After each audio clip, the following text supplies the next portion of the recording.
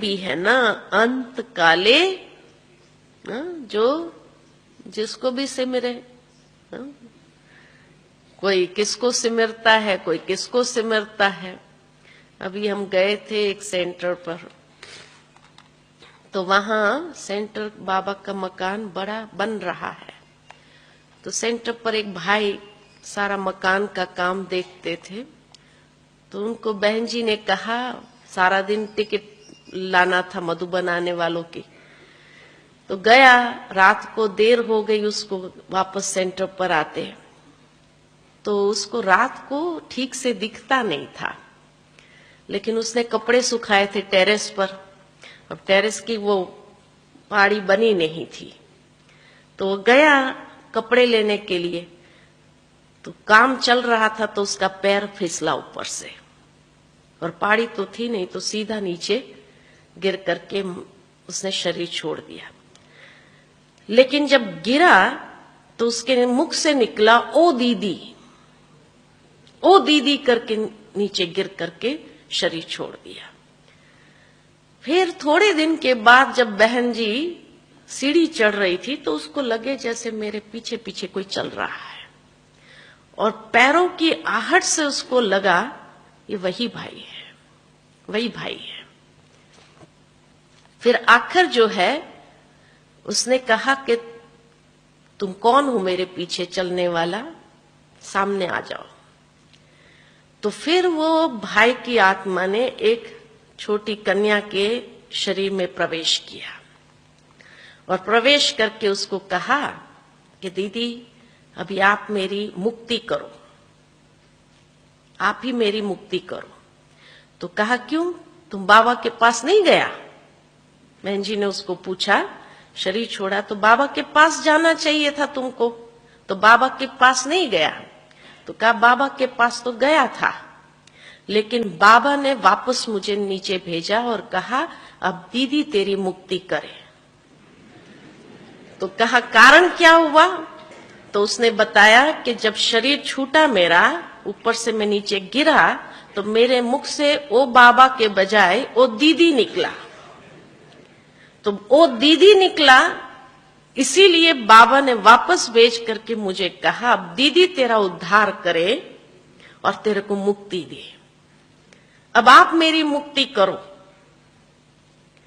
अब बहन जी बेचारी फंस गई। कहने का भावार्थ मेरा यह है कि अंत काले जो सिमरे, जो बाबा कहते हैं, जो जिसको भी याद करता है, तो फिर बाबा भी उसकी गति नहीं कर सकते। तो कुछ समय वो आत्मा रही, फिर उसको दीदी ने खूब योगदान दे करके, जैसे उसको खूब 1 साल के बाद उसकी मुक्ति हुई। और जब मुक्ति हुई तो दीदी को बताकर गया कि अभी मैं जा रहा हूं और कहाँ जन्म लेने वाला हूं, मेरी माँ का नाम क्या है, उसका मोबाइल नंबर ये है, सब कुछ बता करके गया। कहा आप मेरी माँ से फोन पर बात करना और उसको सेंटर पर बुलाना।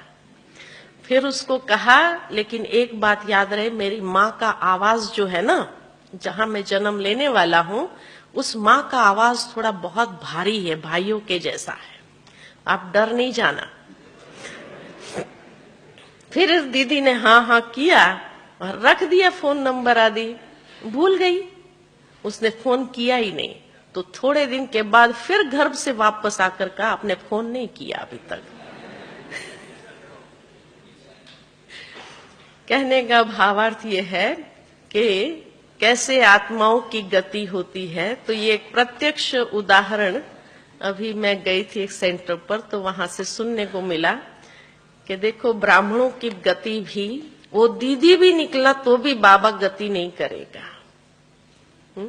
बाबा कहे वही दीदी तेरा उद्धार करे, अब मैं नहीं कर सकता। स्टोरी तो बहुत ही इंटरेस्टिंग है। फिर वो सेंटर पर दीदी ने उसको कहा अच्छा ठीक है तुम यहाँ रहो, लेकिन ये बहन के तन में नहीं रहना तुमको। बहन स्नान करने जाएंगी, रात को सोएंगी, तुम साथ में सोएगा क्या, तुम बहन के तन में नहीं रहेगा। तो कहा फिर कहाँ वो करूं? तो कहा रात को तुझे गेट पर पहरा देना है।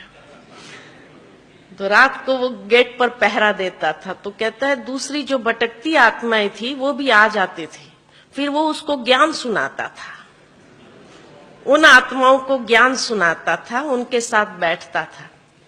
फिर सेंटर पर कोई परचिंतन करता होता था, कोई दीदी के बारे में परचिंतन करता था, तो तुरंत वो बहन के शरीर में प्रवेश करके दीदी को सुना देता, फलाना व्यक्ति है ना आपके बारे में बात कर रहा था। तो सारे भाई बहने डरने लगे, कहा वो सुनता है तो हमारी बात जाकर दीदी को बता देगा, हमारी बातें सुनता है वो। तो सारे लोग इतने डरने लगे कि कोई कुछ बोले ही नहीं, पता नहीं वो कब सुन ले। तो इतनी मजेदार बातें। और फिर जब लास्ट में विदाई लेना था तो कहा कि दिवाली का दिन ये होते हैं, तो उसी दिन में उसने दीदी को कहा मैं सारे क्लास वालों से मिलना चाहता हूँ, सॉरी भी करना चाहता हूँ और सबसे टीका लगवाना चाहता हूँ भैया दूज का। और फिर क्लास वाले को कहा भैया दूज का टीका देना मुझे, और मेरे लिए हर एक कोई ना कोई गिफ्ट लेके आना, और गिफ्ट नहीं हो तो पैसा देना। फिर कोई साड़ी लेके आया, कोई कुछ लेके आया, मैंने उसको गिफ्ट दिया और बाकी पैसा दिया जिन्होंने नहीं लाया। तो फिर सारा पैसा और जो गिफ्ट मिली थी सारी दीदी को दे करके फिर कहा ये मेरी भैया दूज की सौगात है आपको, और ऐसे दे करके फिर वो मुक्त को हो गया। अभी दीदी कहती है वहां की कि जैसे ही उनका जो संगठन था जो रात में बैठते थे दरवाजे पर, गेट पर, तो जैसे ही उसकी मुक्ति हुई अब सारी आत्माएं वन बाय वन आ रही, हमारी भी मुक्ति करो, हमारी भी मुक्ति करो। 10 आत्माओं को मुक्त किया उस दीदी ने, 10 आत्माओं को मुक्त किया। जो भी जाती है जाते समय बताते जाती है कि अभी हम फलानी जगह जा रहे हैं, वहां जन्म लेंगे। दीदी कहती है वो 10 आत्माओं को मुक्त जो किया उनको मैं कोर्स कराती हूँ, योग कराती हूँ, योग करा करके फिर कोर्स पूरा करा के फिर वो मुक्ति को प्राप्त करते हैं। इतनी वंडरफुल बातें सुनने को मिली। बाबा कहते हैं ना अंतिम समय ये आत्माएं आएगी आपके पास में कि हमारी भी मुक्ति करो, हमारी भी मुक्ति करो। तो 10 आत्माओं को अब तक मुक्त किया उसने, है ना।